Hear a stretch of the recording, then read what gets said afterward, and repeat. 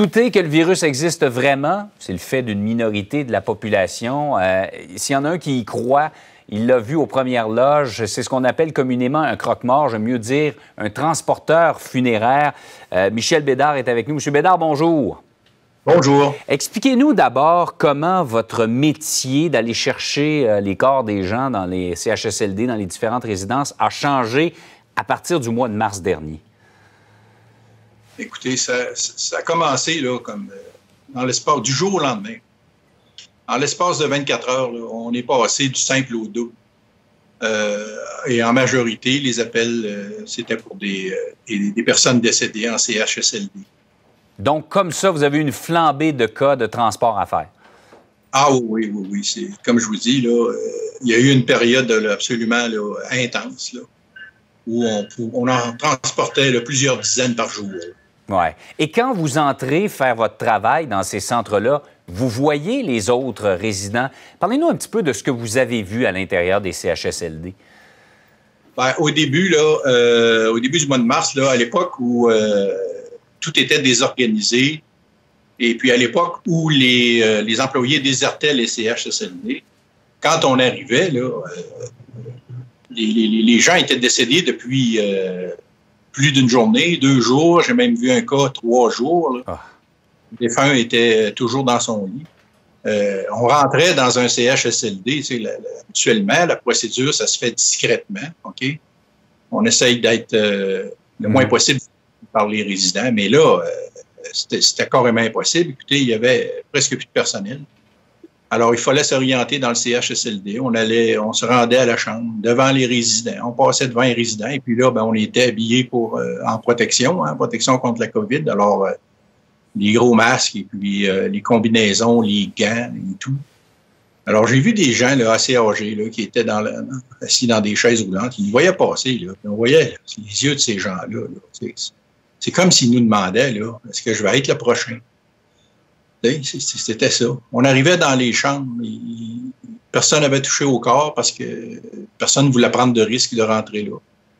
Alors, j'ai vu des gens, là, des choses absolument terribles, là, des gens qui étaient couchés dans leur lit, puis tu voyais encore les traces de larmes, les larmes séchées dans le visage. Moi, ce qui m'a beaucoup frappé, ce sont les pieds recroquevillés vers l'intérieur, avec les orteils recroquevillés. Donc ça, c'est un signe qu'au moment du décès, la personne était en grande souffrance et puis la personne était aussi en grande détresse. La détresse seule. C'est des images que jamais j'oublierai. Et puis moi, je pense, quand je regarde les gens agir présentement comme si c'était terminé, c'est à ces gens-là que je pense. C'est à ces visages-là que j'ai vus, ces corps-là que j'ai vus. Je comprends que pour la majorité des gens, quand ils l'ont pas vécu, c'est difficile à réaliser. Mais c'est dangereux, ce virus-là. Il est c'est un virus extrêmement pervers. Il y a été une période, là, il y a été un moment où je me demandais si ce virus-là n'était pas intelligent et s'il choisissait ses victimes. Mm-hmm. Et vous avez vu, vous nous parlez des gens âgés, mais vous avez vu des jeunes victimes aussi. Ah ben oui, c'est ça, j'étais pour dire. Là. En moyenne, là, j'évaluerais environ 40% des gens que j'ai transportés. J'en ai transporté quand même quelques-uns, là, en bas de 70 ans. Là. Alors, des gens de mon âge, des gens dans la cinquantaine, dans la quarantaine, j'en ai eu même dans la vingtaine. Et puis, étrangement, il y avait aussi des grands vieillards, des gens qui étaient presque centenaires, et puis qu'eux, j'en ai récupéré, mais il y en a d'autres là, qui s'en sont sortis. C'est vraiment drôle, c'est vraiment étrange comment fonctionne ce virus-là. Ça me laisse encore aujourd'hui perplexe. Je vois des choses là, présentement, des jeunes qui sont touchés.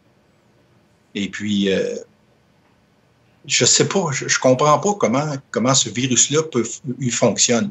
Ouais.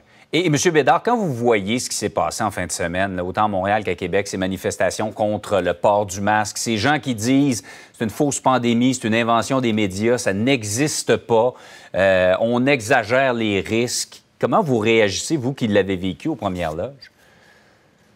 Ben, écoutez, moi je le sais par expérience que les risques sont là, sont importants. c'est comme je viens de vous dire, des fois, j'ai l'impression que le virus est choisi. Et puis, comme s'il décidait, là, ben, je vais me faire passer pour quelque chose de pas dangereux pour être capable de revenir par en arrière et de les attraper comme il faut. C'est ça qui me vient dans la tête. Alors, des manifestations comme il y a eu en fin de semaine, je peux comprendre là, que les gens sont ignorants. Ils savent pas là, vraiment qu'est-ce qui se passe parce que les autres, ils n'ont pas eu l'expérience comme telle. Ça les a pas touchés dans leur vie. Hein?